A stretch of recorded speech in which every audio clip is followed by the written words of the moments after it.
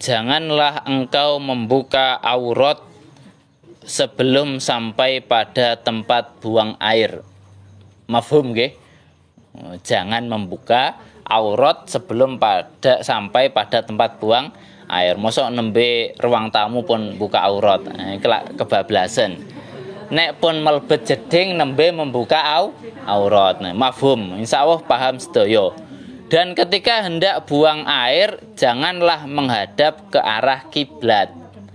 Ampun menghadap kiblat ketika buang air, baik buang air besar maupun buang air kecil. Nek buang air kecil insya Allah saged diusahaken menggok madhep pundi mawon niku gampang diputer. Sing repot niku nek buang air besar soale wonten panggenan sing pun mancep. Nah, dek winginane pun nate dijelasaken ketika napa? Ketika buang air besar, kalau memang tempatnya sudah disediakan dan kebetulan menghadap ke arah kiblat, maka hal itu sudah tidak dianggap makruh atau tidak apa-apa menghadap kiblat pada tempat yang sudah disediakan untuk buang air besar. Sing makruh, sing mboten disunaken niku ketika di tempat yang terbuka atau tempat yang bebas menghadap kiblat ketika buang air besar. Contohnya kados ten hutan, kados ten lapangan, pas ten sabin, wancine tandur tapi kebelet mau bek menawi. Contoh mawon kan nggih. Melayu dadak wis ra kuat, metu. Dilarang atau tidak disunahkan menghadap ke arah kiblat atau menghadap ke arah matahari. Nek wancine injing berarti nggih tidak disunahkan menghadap ke arah timur atau menghadap ke arah bulan. Wancine maghrib duka wancine isya.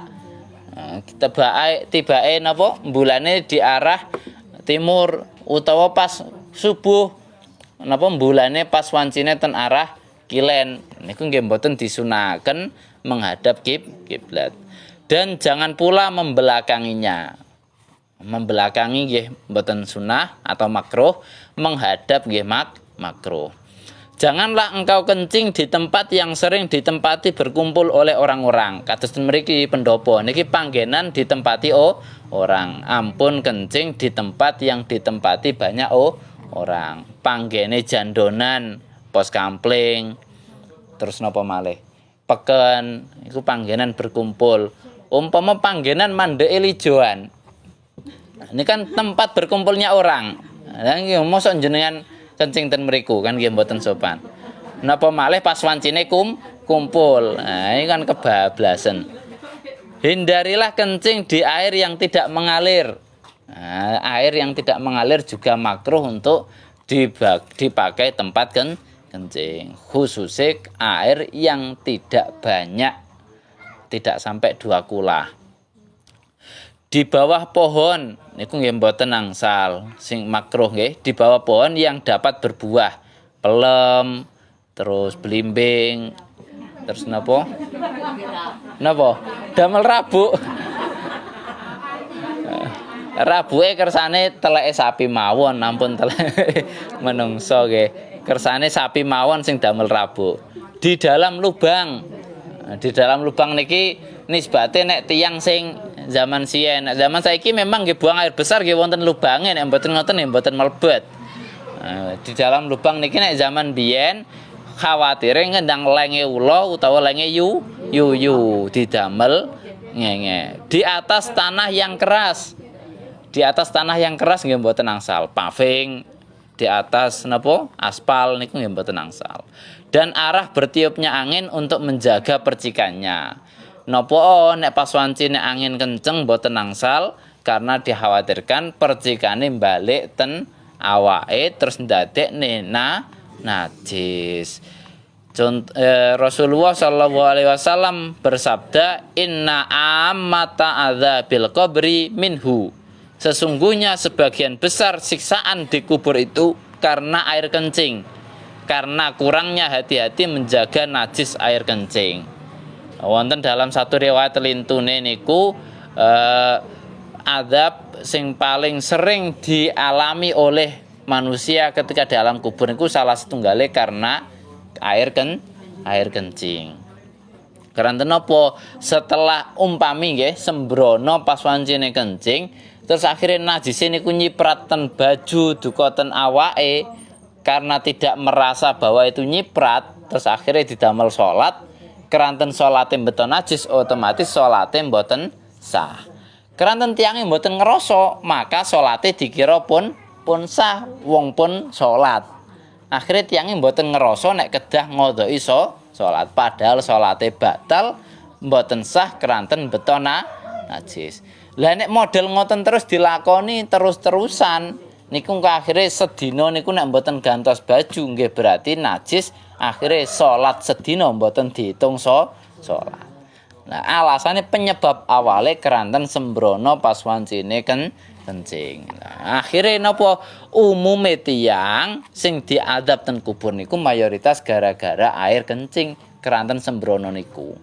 Keranten runtutane dangu niku mbok sembrono pas wancine kencing akhirnya nyipraten pakaiane najis damel salate mboten sah didamel maos Quran nggih akhirnya terus beton najis melbeten napa masjid nggih akhirnya beton najis akhirnya salate mboten sah mboten ngerasa batal nggih akhirnya mboten purun ngodhoki dan bertahun-tahun seperti itu akhirnya dianggap catetane mboten ate salat. Akhirnya diadab gara-gara gak salat. Lah napa kok gak salat? Keranten mboten sah salate gara-gara napa? Gara-gara kencinge sembrono. Nah, pangkal masalahe ada pada masalah kencing. Termasuk juga niki sing kedah diuwati-ati terutama pun sing sampun sepuh khususnya nggih, tapi mboten menutup kemungkinan sing nem-nem. Niku beser. Nah, beser.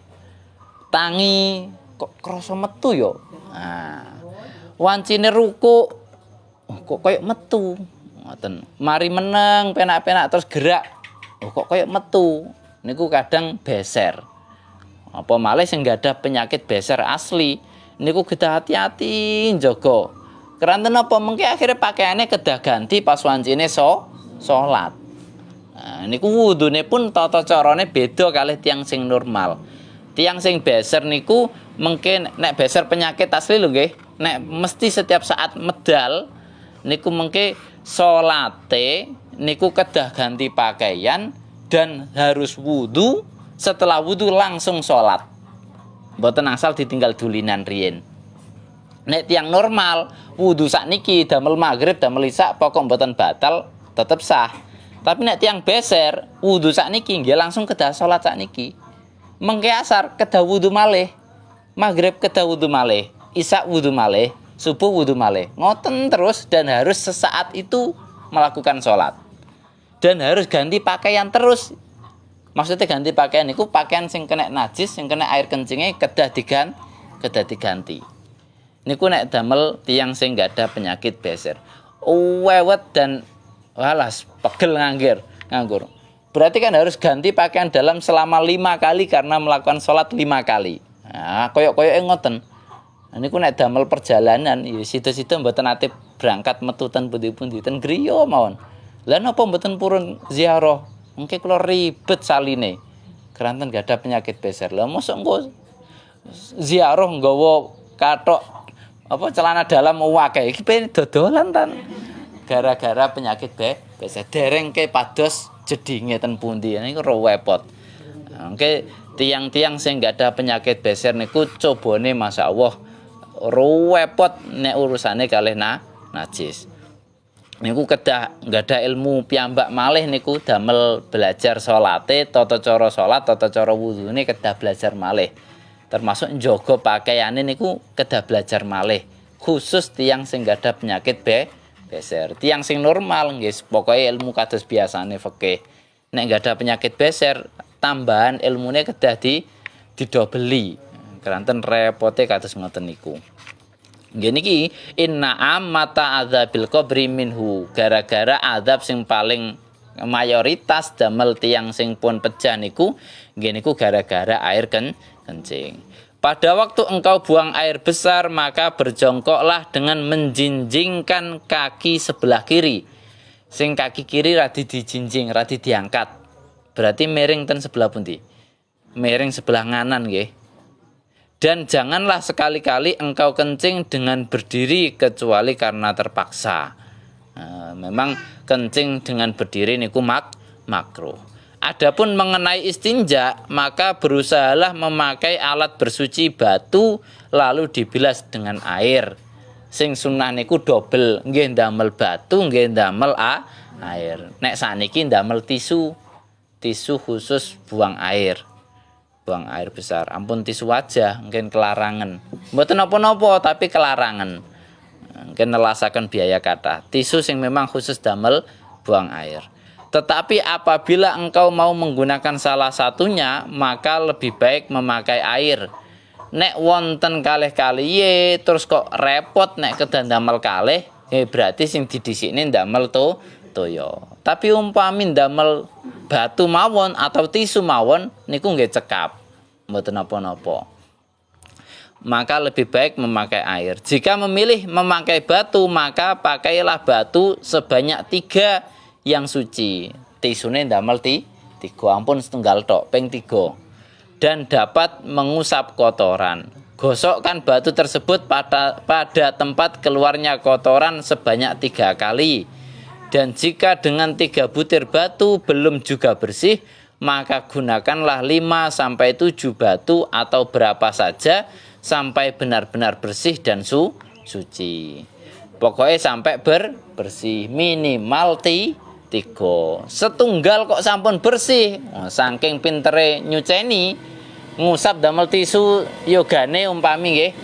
Yogane sing tasih alit niku ngengek. Dibersihine damel tisu, setunggal kok pun bersih, tetap dibaleni ping 3. Dadi pun cekap asline nek yogane ngengek damel tisu niku cekap. Istinja damel batu atau dengan tisu niku saged. Tapi minimal kedah 3. Dipastikan bersih. Lah umpami 3 kok dereng bersih, nggih ditambahi sampai gangsal, sampai 7 utawa sampai sak resik-resike.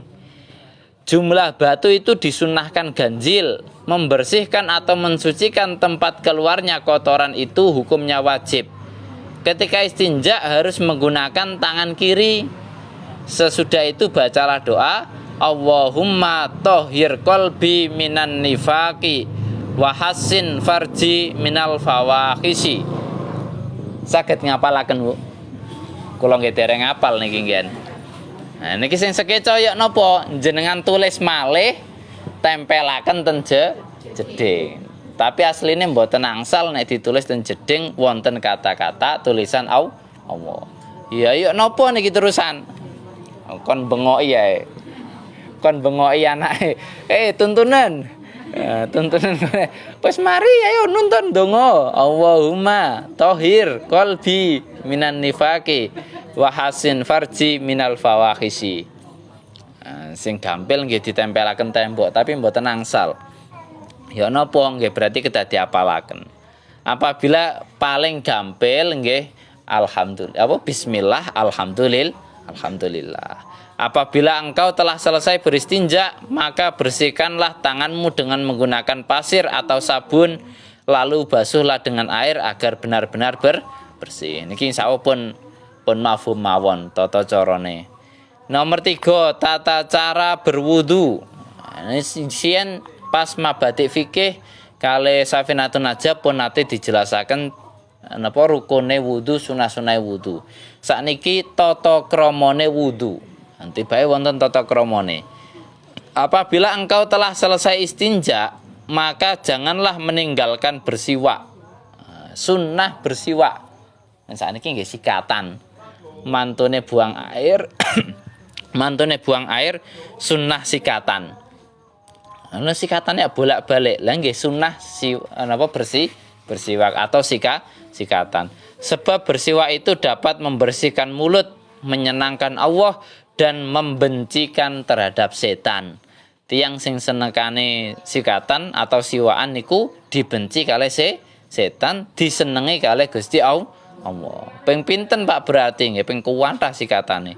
1 kali sholat dengan bersiwak lebih utama daripada 70 kali sholat tanpa bersiwak. Ganjarane double ngoten.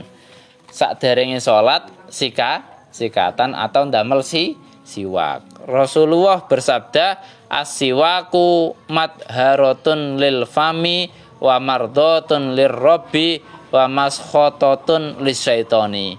Siwak itu mensucikan mulut, menyebabkan turunnya ridha Allah dan menyebabkan setan marah-marah. Salatun bisiwakin afdalu min sab'ina salatan bila siwakin. Satu kali sholat dengan bersiwak itu lebih utama daripada 70 kali sholat tanpa bersiwak. Nah, nomor 9 sing sholat 70 kali niku keterangane hadis riwayat Imam Ahmad dan Al-Bazzar dari Sayyidah Aisyah radhiyallahu anha. Jadi nek pengen gadah ganjaran 70 kali sholat sakderenge berangkat sholat jenengan sikatan ten griya utawa beto siwak dibeto ten panggene sholat ten mushola ten masjid utawa ten panggenan sholate ten griya beto siwak. Laula an asyqa ala ummati la amartuhum bisiwaki fi kulli sholatin. Andai kata aku tidak takut memberatkan umatku, pasti aku perintahkan kepada mereka agar bersiwak setiap hendak melakukan sholat.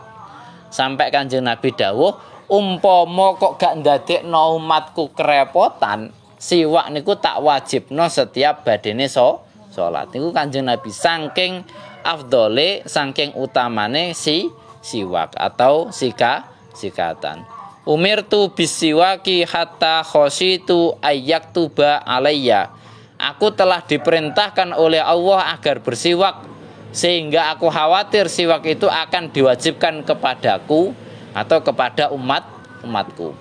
Di Gusti Kanjeng Nabi niku saking telatene, saking seringe ngelakoni sholat sampai diperintah kali Gusti Allah ngelakoni siwak niku sampai kuatir engko ndang-ndang siwakan niku diwajibno ten umate Kanjeng Nabi. Saking ditekankane ngelakoni siwakan setiap melakukan satu hal. Sampai Kanjeng Nabi khawatir engko ndang-ndang siwakan iki nggih wajib damel umate Kanjeng Nabi. Sesudah engkau bersiwak atau menggosok gigi, maka duduklah dengan menghadap arah kiblat di tempat yang sedikit lebih tinggi agar engkau tidak terkena percikan air yang jatuh ke tanah lantai yang tidak suci. Sak mantune sikatan, medal, pados panggenan sing boten wonten kecipratan toya, lalu bacalah Bismillahirrahmanirrahim. Rabbi a'udzubika min hamazatis syayatin wa a'udzubika rabbi ayyahdurun. Diulangi, Bismillahirrahmanirrahim. Rabbi a'udzubika min hamazatis syayatin wa a'udzubika rabbi ayyahdurun. Dongane sak mantune siwakan utawa sikatan. Rabbi a'udzubika min hamazatis syayatin wa a'udzubika rabbi ayyahdurun. Kalih Imam Ghazali sakderenge disanjangi nika sakdereng jenengan kok umpami purun nglakoni sinten kitab niki mulai bangun tidur sampai tidur kembali niku mengke termasuk kategori awale jenengan angsal hidayah standare kelas wali. Keranten napa? Setiap gerakan wonten dongane. Umpami jenengan apalaken iki mengke jatahe wonten 100 langkung nek sampun katam kitabe. Sedina niku dongane 100. Mungkin nek purun nggih jenengan. Nggih jenengan urut setunggal sing doa niku jenengan paringi angka ngoten. Pun pinten donga sing diulangi niki. Bangun tidur wonten, malbet jeding wonten, sikatan wonten, kencing wonten, terus napa malih diwingi niku. Kuwatah. Dengan nama Allah yang Maha Pengasih lagi Maha Penyayang, ya Allah, saya berlindung kepadamu dari gangguan setan dan saya berlindung kepadamu pula dari kehadiran mereka di sisiku. Kemudian basuhlah kedua tanganmu sebelum memasukkannya ke dalam wadah tempat air wudu. Niki nek badene wudu nggih. Sakderenge wudu sunnah mencuci tangan dan bacalah doa Allahumma inni as'alukal yumna wal barakata wa a'udzubika minas su'umi wal halakati. Ya Allah, saya mohon kepadamu kekuatan menjalani ketaatan dan barokah, dan saya berlindung dari kesialan dan kebinasaan. Niku doa sakderenge wudu, mencuci tangan sebelum melakukan wudu. Sesudah itu berniatlah untuk menghilangkan hadas atau niat supaya dibolehkan melakukan sholat. Maksudnya niat wudu, okay? Setelah membasuh tangan, doa, niat wudu, dan niatmu itu tidak boleh berlalu sebelum membasuh wajah agar sah wudumu. Niat wudu dibarengaken kalih membasuh wajah. Lalu ambillah air untuk berkumur. Maksudnya niat wudu itu dilakukan bersamaan membasuh muka. Lalu ambillah air untuk berkumur sebanyak 3 kali dengan bersungguh-sungguh memutar air di dalam mulut sampai ke bagian atas tenggorokan. Maksudnya apa? Nek kumur niku sing temenan sampai roto seluruh mulut. Amun namung dicecep tok terus dilepeh. Nah niku dereng berkumur. Berkumure sing jangkep sampai melebet ten seluruh mulut. Nah, kecuali jika dalam keadaan berpuasa. Nek berpuasa pokoknya namung dilebetaken terus dilepeh malih. Kalau sedang berpuasa maka berkumurnya harus biasa saja. Ketika hendak berkumur bacalah doa. Basuh tangan doa. Berkumur wonten doane malih. Allahumma a'inni ala tilawati kitabika wa kasrati dzikri laka wasabbitni bil qauli sabiti fil hayati dunya wa fil akhirah. Niku doane berkumur. Ya Allah, bantulah saya sehingga mudah bagiku membaca Al-Quran dan memperbanyak zikir kepadamu. Dan kuatkanlah saya dengan ucapan yang kokoh, yaitu la ilaha illallah di dunia dan di akhirat.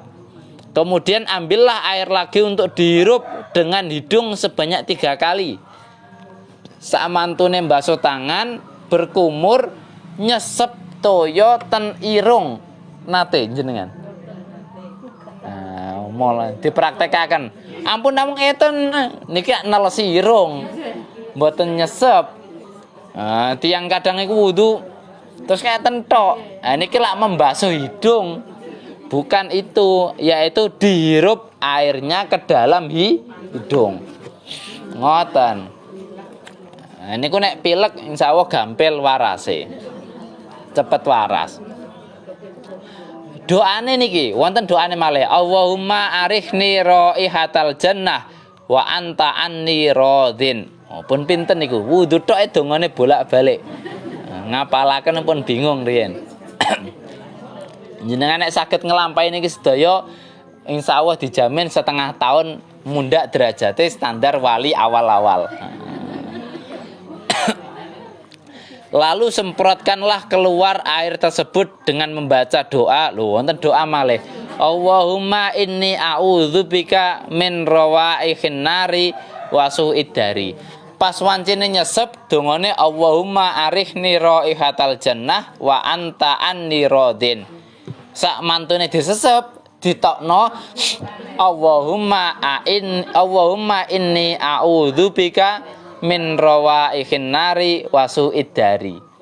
Jenengan tulis urut ten papan, ten kertas, panggene wuduane ten jabane jeding ngoten nggih, keran wudune napa jabane jeding, tulisi membasuh tangan iki, membasuh napa mulut berkumur ini, menghirup air ke dalam hidung ini, mengeluarkan air dari hidung ini doanya.